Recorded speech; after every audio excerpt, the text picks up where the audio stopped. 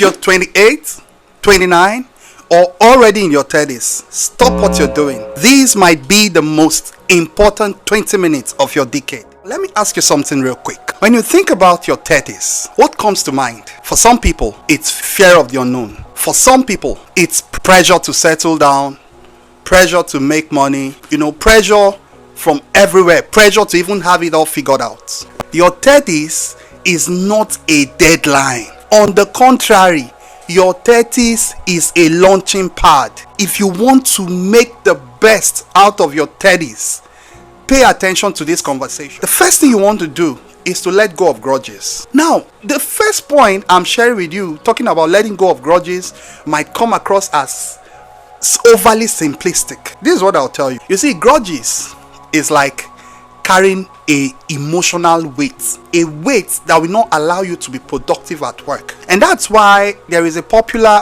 character. I will say his name because he has put himself in the public domain, talking about Frank Idaho. Frank Idaho said, if you don't know him, he's the former presenter of the Who Wants to Be a Millionaire show. And so he said something, and I felt like, let me share this with my community. He said the best treatment to give a woman is silence, and for him, he can just keep malice. Who knows? Maybe that's why he's in the first marriage, he's out of it, second marriage, he's out of it. Who knows? Maybe that's one of the blind spots. You know what? I'm not here to judge him, but this is what I've come to know from my personal life. The truth is, I myself, being a father and a husband, I can tell you this: marriage will humble you, and there is very high tendency for you to want to keep malice and hold grudge. But this is what I will tell you. You've had that popular quote that when you hold somebody in your heart in unforgiveness or you hold grudge, it's like you are taking poison and expecting the other person to die. Even this morning that I'm shooting this video, something happened, something very insignificant that I could have just waved, but it got to me in a way that I just kept to myself, and in a moment, I stopped talking to my wife. And this is me that is saying, let go of grudge. Stop keeping malice. Don't treat a woman with silence. I saw a post somewhere that when you keep malice or give a woman silent treatment or become, emotionally detached, she would come up with a coping mechanism to deal with that reality you have created. And I tell you the truth, she will literally block you out and live without you. Now, what's the essence of a relationship that does not give you peace and bliss? The goal of every relationship is peace and bliss, is progress. So please, don't treat anybody with malice. Of a truth, if you hold on to grudge, you will not go far. You will not be productive. Life is too short. So let go of grudge. Let people know how much you care, because people don't really care how much you know. Another thing you want to pay attention to, even in your 30s and beyond, is to watch your words. You see, words are powerful. Avoid speaking with finality. I'm reminded of Pastor Dolapo Lawal. In one of his messages, he alluded to how Arsenal cannot take the league, and he made reference to facts and figures. And now he's caught on camera saying that as a club they are cursed, and he humorously say you should not even, that if you are dating an Arsenal fan, he doesn't know what you're doing. Some part was humor, some part came across as being serious. And he spoke in finality. He said they cannot win, judging them by where they were on the league. Guess what? You and I know that Arsenal took the league after 22 years of not being able to win that league. By all means, don't write anybody off. Don't cut people to size. Don't do aura for aura. Your words are powerful. Somebody said sticks and stones may break my bones, but words won't hurt me. It's one of those quotes that I don't agree with. That sticks and stones will break your bone, but words won't hurt you. I tell you, words, it's more than anything, they are very powerful, and they have a far-reaching effect. Don't be caught speaking unguardedly. Put a knife to your throat. Your appetite for speaking should be less. By all means, don't say to anybody, this guy can never amount to much, because tables turn. Life situation changes. You that you thought you are broke and busted because you are in your 30s and it feels like all hope is lost. I'm here to tell you, like Carl Jung told us and taught us, there are the late bloomers. You might just be a late bloomer. And the fact that you are late doesn't mean you will not bloom. Because of a truth, this thing called life, no one has it figured out. The best way to live is to live with humility. You speak with caution and you leave room for eventualities, because you just never know what's on the horizon. Know that you can be wrong, and that's one of my school of thoughts. I can be wrong. When you know that you can be wrong, then you'll be humble. Another game changer that will help you in your 30s is build meaningful relationship. The quality of your life is the quality of your relationship. Part of what I'm saying is, I will narrow down to two kind of relationship. There is the marital relationship and there is the external relationship. So what am I saying? If you, as you approach your 30s, you want to pay attention to settling down. You want to pay attention to finding a partner. You see, this conversation about getting married is something that I am passionate about, helping people to achieve this major milestone. I'm passionate about helping people to achieve this milestone called getting married or finding a wife or partner to settle down with. Why so? I'll let you know this. You see, the idea of when you are in your 20s, you are counseling women, you are a mighty superman, number of girls in your corner. A time comes, that way of life is no longer profitable. You will need a woman or a man that you can share your heart with, that you can build together, that you can, do great things with. That kind of woman, hopefully she believes in you. Hopefully he believes in you. It's the concept of one chasing 1,000 and two chasing 10,000. It's called the multipliers effect. That whatever you are doing, when you marry right, it will be amplified and you will find success everywhere. And that's one thing I will tell you, that in this area of building meaningful relationship, as you're in your 30s now, find a good woman to marry. Why so? It is the person you marry that will be with you later in life. Two people in my life, I will tell you about them. Jordan Peterson, now in his late 60s, is having some great difficulties with his health. Who's taking care of him? His wife and his wonderful daughter, Micheal. Another great character that inspires me is Robert Greene. Do you know that Robert Greene has been with his girlfriend? For him, he calls her his girlfriend. You know how things operate in the West, it's not how they necessarily operate in Nigeria. But this is partner that he has been with for multiple decades. One of the times they were going out, while driving, a bee stung him and he was afflicted with a partial stroke. And in that moment, he lost control of the vehicle. The wife quickly intervened and helped him to stabilize and rushed him to the hospital. These are two different scenarios. A woman in their life help them to stay alive. If you don't build relationship now, the time will come that it will be difficult to build it. You don't throw money on relationship and think that's how you build a good home. My greatest passion right now is being a parent. And being a parent has taught me a lot. There is a joy I get when I see my kids smile, when I hear them say daddy, when we talk, when we play, when we do tasks together. It is rewarding. The joy, the exhilarating effect I have, it is the fulfillment, it's incomparable. When we conceive the first child, the second child, just watching them grow, it is a joy. So find a way to settle down in your 30s, because there are different age grade, requires different curriculum. So build meaningful relationship. Also build relationship. People in your workplace, mentors, elders, people ahead of you. You need to have people in your corner. Have people you are accountable to. Have people you speak with. Have people that advise you. This point I'm sharing with you is very difficult for me because I like to live a circumspect life, a life where I am constantly appraising myself.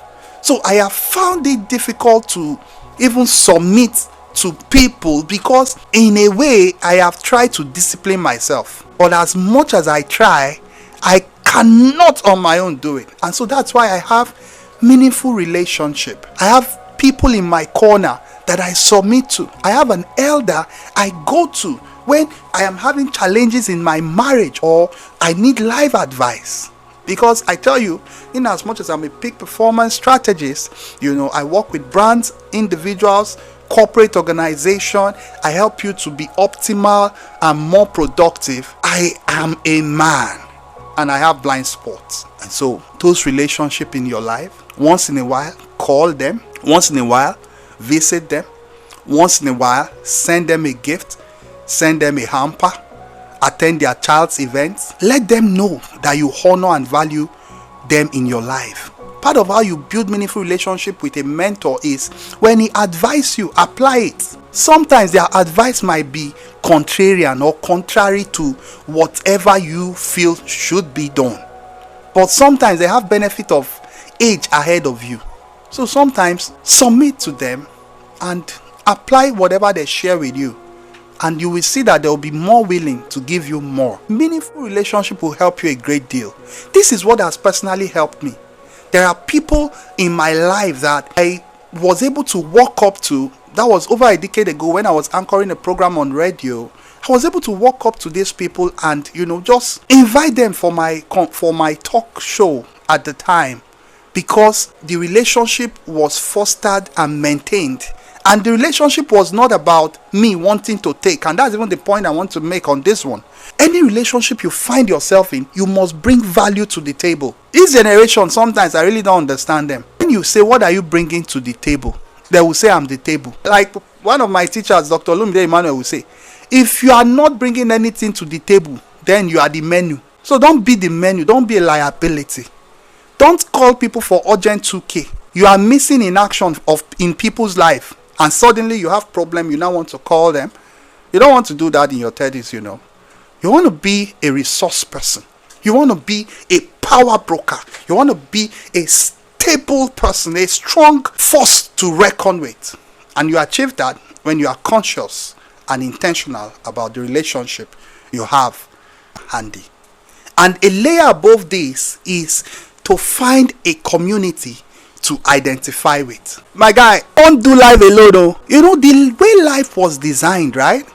Life was never designed to be done alone. Find a community to identify with. When you find a community to identify with, it will help you a great deal. For you, your community might be a Rotary Club. Your community might be a Red Cross. Your community might be a professional association, and yours too might be a church. I tell you, once you have found that community of choice, don't be passive. Part of identifying with them is to know their values, to know what they represent, identify with what they represent. If it aligns with what you believe in, then give yourself, volunteer in one way or the other. Like I've said, I volunteered as a worker.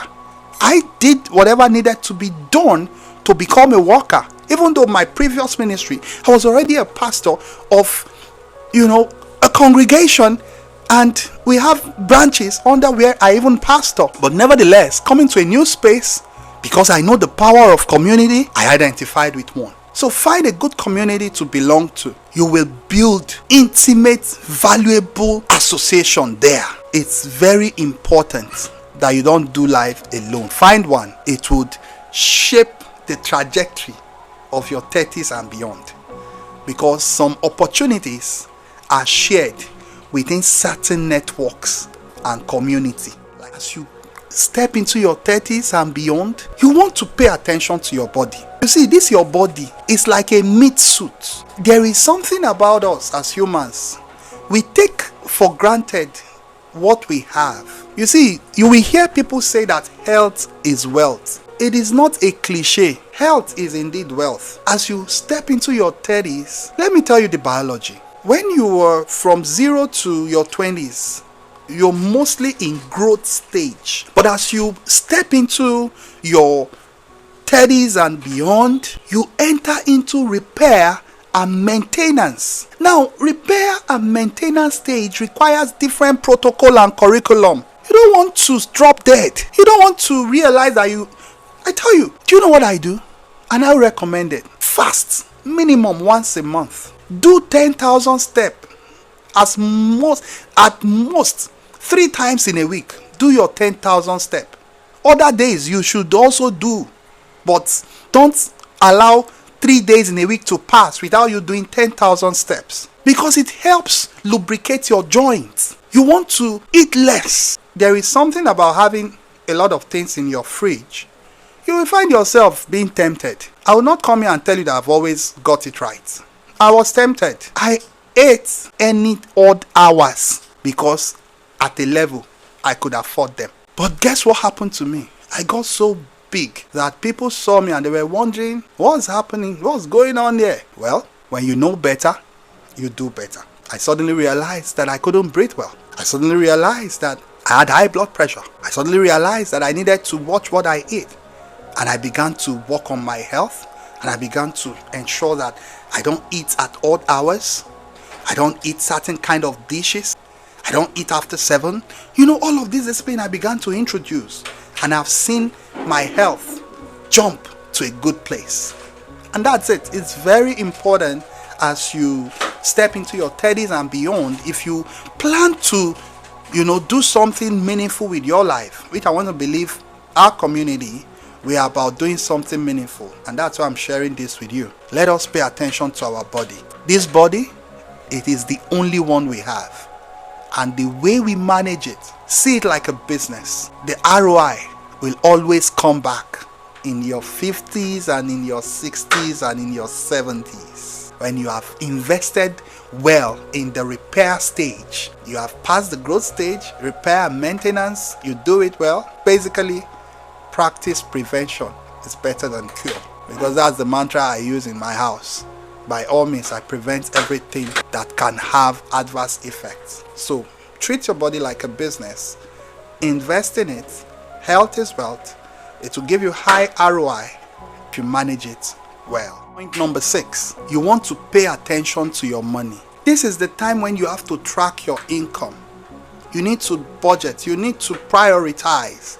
You need to know where your money is going to. You need to have a system. You see, when it comes to money, the first thing you do is to earn. When you earn, then save. When you save, then invest. And when you invest, you can now maybe spend the rest. Don't play with that order. There is one of my uncle. It's called Nino Lowo. In other words, money is meant to be spent. I tell you, at the time, the last time I checked, he was probably in his 50s and he's riding a bike. Like, think about it. Already his mantra, his philosophy is money is meant to be spent. And he has spent money all his life. Not saving, not investing, not multiplying. So by all means, don't compromise on this order. Learn to prioritize. You see, you can't save the world. Sometimes people you want to help don't even need your help. It's not only money that you can use to help people, Apostle Femi Lazarus said he was in the hospital some time ago, and this particular woman was crying. And as she was crying, and he reached out and said, what's the problem? And they said her daughter needed to be admitted, and this is the amount that was needed. And the next thing, he said, admit her, I would sort the bill. And the woman said, no, don't admit her, give me the money. This is the kind of world we live in. Sometimes you don't even know how to help people. So please be guided when it comes to managing your money, because you don't want to be broke in your 30s. The bills in your 30s, they are not the kind of bills that can wait or that can be delegated to somebody else. They are bills that you need to sort and sort fast. And lastly, you need to master focus. I cannot shout this point. I cannot overemphasize this point. Focus. You see, focus leads to mastery, and focus creates blindness. Most of the time, we are this like our friend that is a jack of all trades and a master of none. Imagine knowing somebody that he is a painter, he works in the local government, he's a dispatch rider, he does business by the side, he is into fumigation, and another person that paints. This is the painter that in your network. If you have cause to paint, who are you going to invite? This our friend that has 5 things he's doing with painting, or this other guy that just is known for painting? Your guess is as good as mine. That is exactly the point. Focus will announce you. You cannot, if you chase 10 things, you will not catch anyone. So build focus, build mastery, right? When you focus and become known for something, when the need for what you are known for arises, you will be called on. There are people in my network that I've had for years in my contact list. But when I need them for a particular service, for one service or the other, I just reach out and I call them and they deliver. You want to be that kind of person. You don't want to be a generalist. You want to specialize at a level. When you are specialized and you have results for specializing, you can diversify on the ground. But on the outside, you are known as this one person. Look at my guy. Stephen Bartlett is known as this great podcast host. But he's an investor, he's an entrepreneur, he's a co-owner in Huel and many other businesses. He does not parade himself as that. He is known as the podcaster. What will you be known for? It's been over a decade. I have put it out there and I've been working on my personal brand as a peak performance strategist. Whether it is popular or not, I don't know. But one thing I know is I am set to be the #1 peak performance strategist on the continent. And that's the trajectory. What is your trajectory? Now, talking about community and accountability, I have a community of people I interact with. It's like a mastermind. If you want to be a part of us, comment interested. I'm going to personally reach out to you and we'll be glad to have you in that mastermind network. I don't know if you even know anyone that this conversation would help. Do well to share it with Many thanks for being a part of today's conversation. I remain Micheal Ogunshola, your peak performance strategist, saying you are created for peak performance. Go for it.